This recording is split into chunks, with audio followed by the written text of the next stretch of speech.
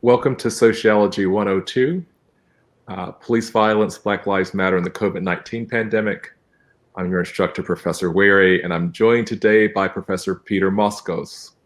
He is a former Baltimore City Police Officer, a graduate of Princeton's undergraduate program in sociology, where he was awarded the Isidore Brown Best Thesis Prize in 1994. Professor Moskos is currently the chair of the Department of Law, Police Science, and Criminal Justice Administration at the John Jay College of Criminal Justice. And he is the director of John Jay College's NYPD Executive Master's Program. It's a pleasure to have you here. As you know, our students have read parts of your book, Cop in the Hood, which offer some valuable lessons for us today. So I just want to start out by talking about why you decided to write a book about police while walking in their shoes. My original plan was not to walk in their shoes. And I write about this briefly in the book, but I was just going to do standard participant observation research. It's that when I got to Baltimore, they changed their mind on whether I would be allowed to do that. So, I was hired while I was in the academy, but basically I had to agree to become a cop or go back to Harvard with my tail between my legs. And I saw the opportunity that having that access would give me, but the acting commissioner at the time said, why don't you want to become a cop for real? And I just said, who would hire me, knowing that I'm going to quit after a year, though I stayed a bit longer, and then write a book about it. And he said, I would. So I stayed there till I got civil service protection in April 2001, I think. And then I figured, well, if it's hard, now that they can't fire me, I guess it's a good time to quit. And, I had a dissertation to write, and I finished grad school in 2004, and the book came out, 4 or 5 years later. And while you were doing this work, you managed to go through and graduate police academy, and you saw some things they were doing well and some things they weren't doing so well. So let's start with the good parts. What do you think they were doing right with police training? Some of it were just the tactical parts of it. The shooting training. I had never touched a gun before. The driving skills. To a certain extent, maybe a lesser extent, the physical training and self-defense. We learned a sort of judo-based model of that. I also thought the law class was really well taught, but then I might have been more interested in that than most of the other trainees.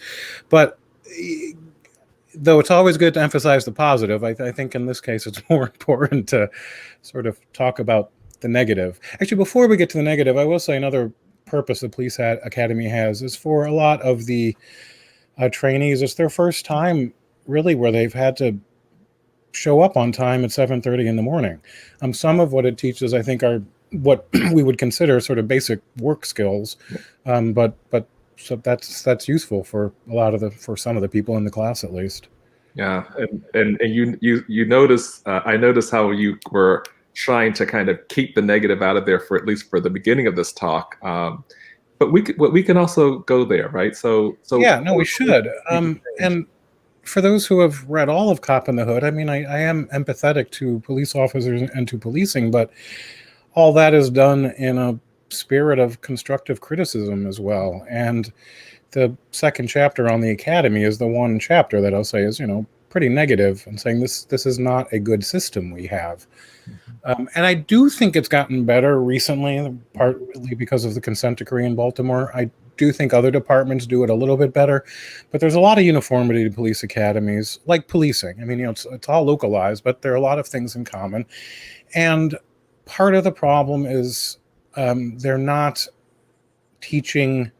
It's considered work and not school. There's not a spirit of that you would get in a college environment of different viewpoints, expanding one horizon, learning about different cultures. It's much more about the legal checking boxes that we've covered these specific in my case, it was the 500 and some Maryland training objectives.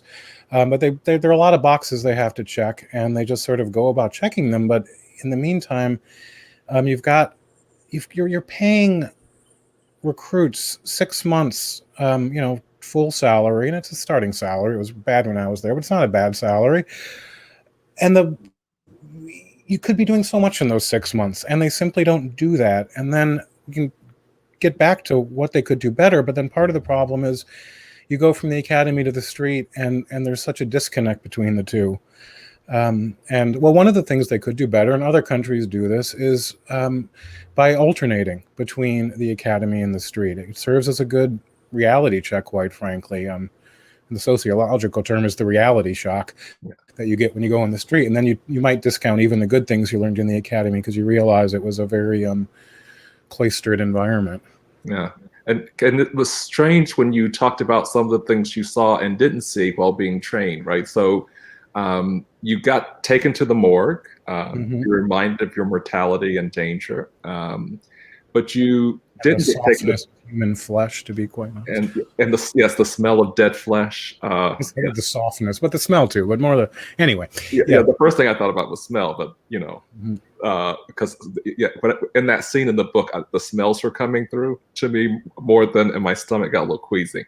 But that's just more about me than you. But I'm imagining sort of if you're an officer and you're taken to the morgue and you're told, the first thing you have to do is make sure you go home at night so that you don't end up in the morgue. It would have helped, perhaps, you note in the book, to be taken to a site where you were reminded about civilians' rights. And so you noted that some cadets in the past had been taken to the Holocaust Museum in DC to be reminded about, the abuse of state and police power and how that happens in good places. So why is it that you think, in terms of as we weave in and out of the academy to the streets back to the academy, why is it that we need to sort of visit these sites and be reminded about sort of civilians and constitutional rights? Well, because you are an agent of the state, and there is the real and perceived issues of police oppression. And I think that's important for police to realize. I also want to say, you also take an oath to defend the U.S. Constitution, and that's part of policing as well. It's done in a very non-ceremonial manner, almost comically so, but I was very proud to take an oath to defend the U.S. and Maryland Constitution.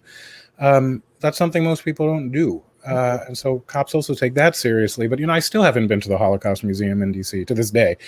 I don't go to D.C. much, but I would like to. But, some of it, I was 29 or 28 when I became a police officer. So I was older. I wasn't the oldest in the class, but I was older than your average recruit. You're dealing with a lot of 21-year-old kids, 21-year-old guys mostly, who don't have the academic background. They don't have the life experience beyond their 21 years. And they don't know history, just, quite frankly.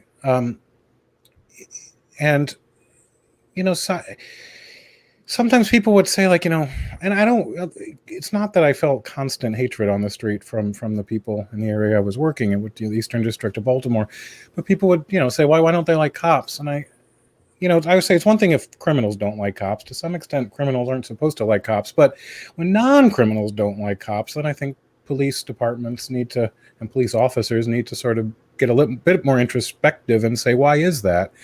And so keep in mind, this is, the year 2000, so we're talking 20 years ago. I would say, segregation in this country was legal until the 60s, until the Civil Rights Acts. You don't have to be that old in this city to remember that era. Now, technically, Baltimore is a northern state, and though it didn't have the legal Jim Crow, but it was segregated. Still is. But it was, more. It was more enforced back then. Who do you think was doing the enforcing? This is not ancient history. I mean, it's not of my living memory. I was born in 1971. But all you have to do is be 10 years older than me, and suddenly it's your living memory. I mean, so to not be aware of that history, to be, and I think I don't want to apply this just to cops, by the way. Like, part of people need to know these things, but certainly police officers need to know it, given given America's history and given the power you have to take away people's freedom. It should never be done in such a in a light or cavalier manner. So that, I think, should be part of, it's one of the reasons that departments should, but most don't, have college requirements. At some point, I would hope you would learn these things. But if you don't, because all you need is a high school diploma or GED, and maybe you weren't paying attention in high school that much either, it takes some time of that 6 months to teach people this history. And part of the history that you note in the book is the 1968 court decision in Terry v. Ohio, allowing the frisking of a suspect if there is a reasonable suspicion that the suspect might be armed. So why is that ruling so important? It's important because it codified the legal standard needed to stop an individual. The stop, I'd say, is probably more important than the frisk, but it's the legal standard needed for a stop or a frisk. Before that, mind you, cops were still doing it. It wasn't that cops suddenly started stopping people because of Terry versus Ohio. And in many ways, it just served to say there are rules now that you have to follow. Mm-hmm. The rules are, reasonable suspicion is not a high legal standard. And it's very interesting to actually read the original arrest report, which I could send you a copy of. Detective McFadden in Cleveland saw 3 people casing United Airlines office. And he assumed that they were going to rob this place. And, he stopped them, one of whom was named Terry. The other 2 are lost to history, and found guns on them. The Supreme Court said, now, they invented this concept of reasonable suspicion. It derives from the Fourth Amendment. But the Fourth Amendment only talks about probable cause. And that is needed to arrest or search somebody. But the court said there's just no way that cops can do their job, given the fact, in this case, people were armed, about to commit armed robbery. The cops have to be able to frisk, which is defined very limitedly as a pat down of outer clothing for weapons, for officer safety. And they said that's reasonable. So that, then, over the past decades has become the standard. Anytime you are not free to leave an officer's presence, or feel you're not free to leave, which is an interesting part to it, the officer has to be able to articulate reasonable suspicion. And again, it's not a high standard, but you can't just say, I have a hunch, or this guy, looks suspicious. You got to be able to say why. Yeah. And so there are these court rulings and formal rules and things that are written down. And then there's the work and the rules that aren't written down. So you talk about this in the book, but can you give us some examples of what these formal versus informal rules are and how they come into conflict in the field? Yeah, it always comes into conflict with that damn war on drugs. But a lot of the rules are set by the prosecutors. And depending on the state, it's either called the state's attorney or the district attorney, but the public prosecutor. And they determine when cases go forward. You can make a very legal arrest based on probable cause, and the prosecutor has complete discretion and also total immunity to just say we're going to charge it or not.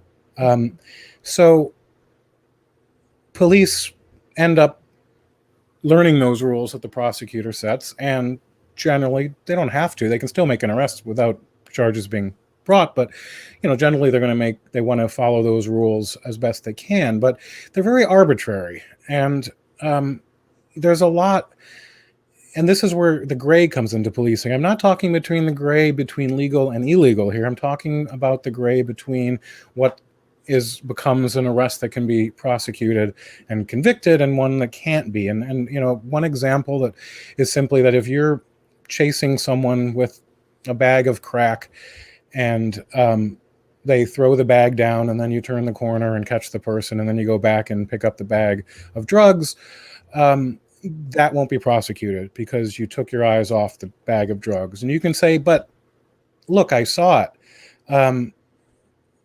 And they were right where I saw the person throw. It doesn't matter. That's the rule, is if you don't keep your eyes on it at all time. So you're left in a situation where you either can pick up the drugs and do the paperwork and submit them without a person, or you pick up the person, but now, and you'll still charge them with the drugs, but you know it's going to be thrown out. So that is the type. So you have to make a choice there. And, one thing you could do is say, well, I found the drugs on the person. And you could perhaps defend that morally, but it's not, and you could defend it. Well, you can't defend it legally if you sign it. It's perjury if you say that in the charging document.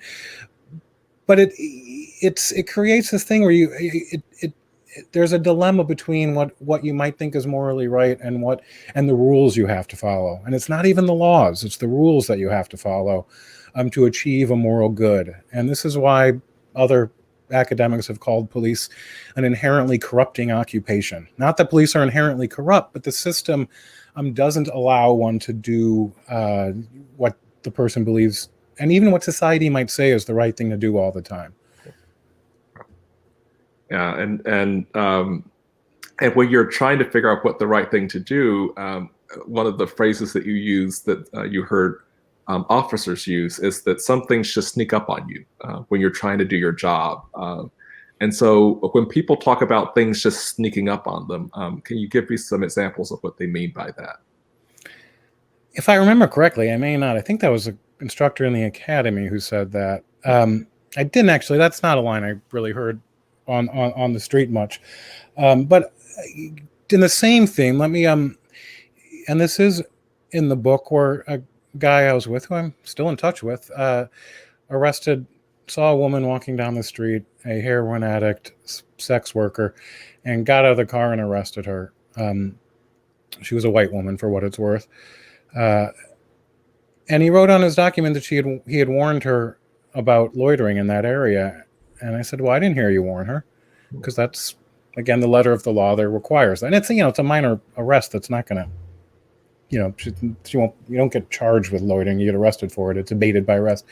But he said, oh, I did warn her. I warned her yesterday when I saw her. And, he said, well, you've never, but I mean, by the letter of what he wrote, it was correct, but clearly it was not spirit of the law that he was abiding by there. But, we had a little talk about it there and I said, you can't be a cop and follow all the rules, but you can be a cop and follow all the laws. And I think it might sound obvious, but the code I lived by was simply, don't commit a crime as a cop. And that's a pretty easy code to abide by. But, there is the concept of slippery slope, and I don't actually subscribe to it in general when it comes to corruption, but there is something about this element of seeing a lot of human fallibility, a lot of morally questionable decisions, where there's not always a right and a wrong answer. I mean, including, arrest situations where, when does a person deserve to be arrested? It's not just when they commit a crime, because most people who commit crimes don't and shouldn't be arrested even, depends on the crime. But you always, you may not stay up at night thinking about these things, but as a sort of on the job, you have to make these decisions on the fly of what's the right thing to do. And sometimes, that there is no right thing to do. And when we're thinking about these current debates about the right thing to do in terms of the needs for reform, what would be your advice for how we move forward? I think, any talk of reform needs to keep part of the focus on crime, on violent crime in particular. And I think that is what is being lost. Reform will fail. Police reform will fail if it doesn't take crime into account. And most talk right now about reform are very grand theories about racial and social justice and reimagining policing. No, we need to know the specifics. What does that mean? There are ways to improve. I'm skeptical of the word reform, because I do think it's just become a catch-all and a meaningless word. There are ways to improve policing, but first you have to figure out what part of it you want to improve. Do you want fewer people shot by cops? Okay, then let's look at the data and figure out why cops are shooting people and where they're shooting more people and fewer people. We have made great strides in reducing the number of people shot by police over my lifetime, but a huge improvement. No one seems to know that. It didn't just happen. It's because people in very sort of, boring technical ways set out to change training and policy and accountability. And those can work, but you got to get to specifics. And I don't see that right now. We're going from sort of outrage to outrage. And though I think the pendulum may be moving away from, abolish and or defund the police, but the solution to better cops is not going to be achieved with less money. Nothing. I mean, what I can't imagine, that goes for everything, basically. I do wish some of the focus, and look, I focus on policing. I'll keep focusing on policing. It's just what I do professionally. I do wish people would realize that police represent America for good and for bad. And the problems that police have to deal with, a lot of them police would love not to deal with. In that sense, yeah, if we could have mental health care and solve homelessness. But police are dealing with those problems. They didn't create those problems. And we seem to be very quick to sort of not blame everything that led up to the issue until police have to deal with an individual. And we also have a very violent nation, and that's another problem. You talked earlier about, the cops worried about being killed. And sometimes you'll hear people say, well, it's not even, 50 to 60 cops, depends on the year, but right now about 50 to 60 cops in America get shot and killed every year. Statistically, that's not a great number. There are about 700,000 cops, roughly. People say, well, roofing is more dangerous, construction work is more dangerous. Yes and no. Your chance of being killed in those jobs, construction in particular, is much higher. And that should be a separate outrage. Not that we shouldn't be comparing the two. A lot of poor immigrants will get killed in construction sites and nobody seems to care. The difference, though, is ladders and roofs don't have agency. The second that ladder attacks you, we can start comparing these two things. It's not just about the statistical chance of being killed. It's about that ever-present sense of danger, that people really are out to get you. Not everyone, not most people, but it does affect the men and women who police, because they do have to be on guard for that. There's a psychological toll to that is different from a occupational hazard dealing with inanimate objects.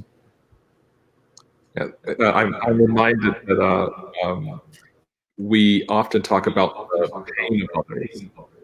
And when we're talking about the pain of others, we say it's not simply that someone died, it matters how they died and the way that we evaluated, even in the sort of the depth of the sorrow.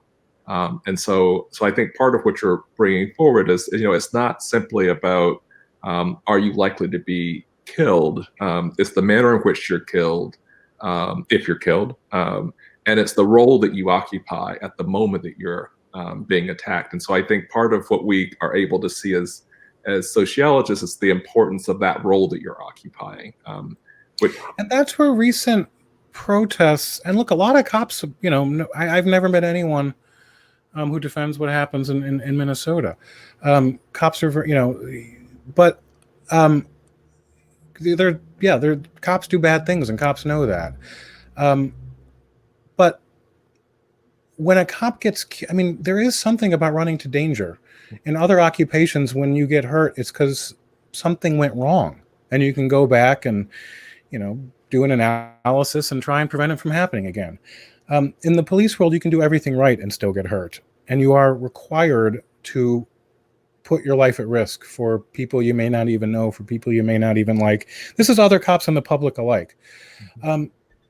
That cops are willing and sometimes even eager to take on that role, but they want to be seen as on the side of moral good. And these recent protests are more deal. It's one thing to actually be there and have someone yell at you for 8 hours straight. That's, frustrating at some level. But when cops say they want support, they're not talking about support for doing wrong. They're talking about a more old-fashioned concept of being on the side of justice. of speaking for victims. And if you take that out of equation, if law enforcement is seen as inherently evil, and there's a whole narrative about the history of police, that a false narrative that I don't know, probably don't want to get into it here, but I'd be happy to talk about it another time. Once you start chipping away at that, and if you see police as simply agents of racism and white supremacy, upholding an evil racist order in America, there's part of the social contract breaks down, and that's part of the existential crisis right now that I think is happening to law enforcement. And no matter which sort of side, there are many sides, but no matter which side of that one comes down on, if the goal is to have better policing, we need good people who want to become police officers, and there is right now a recruitment problem. That's something I'm worried about.